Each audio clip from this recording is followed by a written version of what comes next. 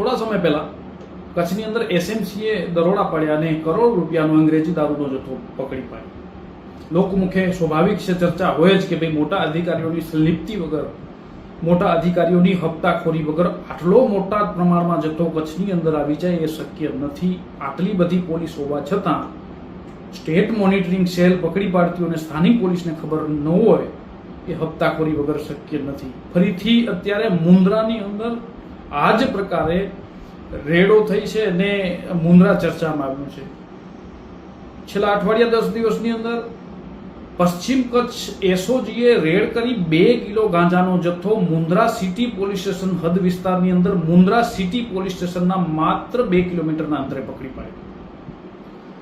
એના પછી પ્રતાપર ગામ જે પણ મુન્દ્રા સિટી પોલીસ સ્ટેશન હદ વિસ્તારની અંદર આવેલો છે ત્યાં 350 પેટી પશ્ચિમ કચ્છ એલસીબીએ પકડી પાડી।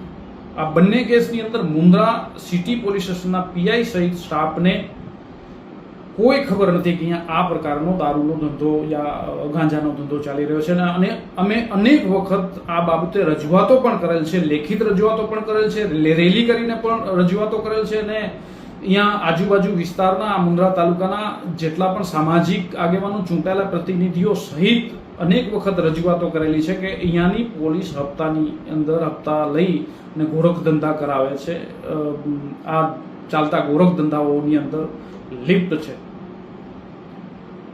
આ બાબતે આમને કોઈ પણ પ્રકારની જાણ નથી। એના પછી એસએમસી પ્રાગપર પોલીસ સ્ટેશન વિસ્તારની અંદર રતાડિયા ગામે જે પણ મુન્દ્રા તાલુકાનું ગામ છે ત્યાં રેડ કરે છે। 4.5 કરોડનો મુદ્દામાલ સહિત પકડી પાડે છે અને અનેક આરોપીઓની અટકાયત કરે છે, એફઆઈઆર નોંધે છે।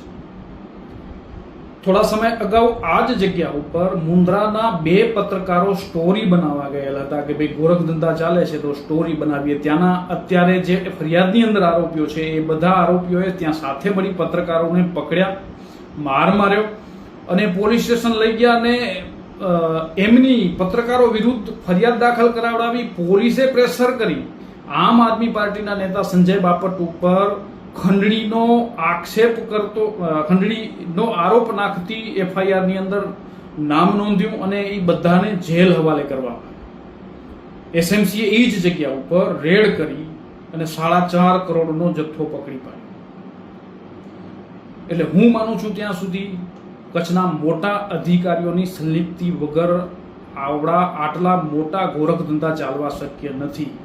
ઇંગ્લિશ દારૂનો પણ જે કચ્છની એજન્સીઓએ પકડ્યો છે એની અંદર પણ ક્યાંક ચર્ચા એવી જ છે કે જેટલા પણ બુટલેગરો છે એ બુટલેગરોને 100 પેટી સુધી દારૂનો જથ્થો રાખવાની ને વેચવાની છૂટ છે, એનાથી વધારે નહીં। કારણ કે એસએમસી રેડ કરે છે ત્યારે કચ્છનું નામ યા કચ્છના જેટલા પણ અધિકારીઓનું નામ છે એ બહુ ખરાબ થાય છે, પણ હપ્તા તો લેવા જ છે એટલે નાના જથ્થામાં માલ વેચે છે ને વધારે જથ્થા ઉપર રેડ કરે છે એવી લોકમુખે ચર્ચા છે ને એ સર્વ કોઈ માને છે। હવે આટલી મોટી આ વિસ્તારની અંદર અઠવાડિયા 10 દિવસની અંદર ઘટનાઓ બની, કાર્યવાહી થાય છે। મુન્દ્રા સિટી પોલીસ સ્ટેશનના પીઆઈ વિરુદ્ધ પણ ઘણી વખત આક્ષેપો થયા છે અને સ્થાનિક પોલીસ વિરુદ્ધ પણ ઘણી વખત આક્ષેપો થતા હોય છે। આટલી બનેલી ઘટનાઓની અંદર શું એમના ઉપર કાર્યવાહી થશે કે પછી ગુજરાત રાજ્યના ઉપમુખ્યમંત્રી અને ગૃહ ખાતું જે સંભાળે છે એ મોટા મોટા બણગા ફૂંકે છે કે ભાઈ અસામાજિક તત્વો યા તો અસામાજિક પ્રવૃત્તિ બંધ કરી દે યા તો ગુજરાત મૂકી દે, એ માત્ર વાતો છે। યા એમનું પણ ક્યાંક આ પોલીસ અધિકારીઓને પ્રોટેક્શન મળે છે યા તો નીચેના સ્ટાફ ઉપર ઢોળી અને એમને સસ્પેન્ડ કરી અને આખો મામલો દબાવી દેવાનો પ્રયત્ન થશે, એ ભવિષ્યમાં જોવાનું રહ્યું।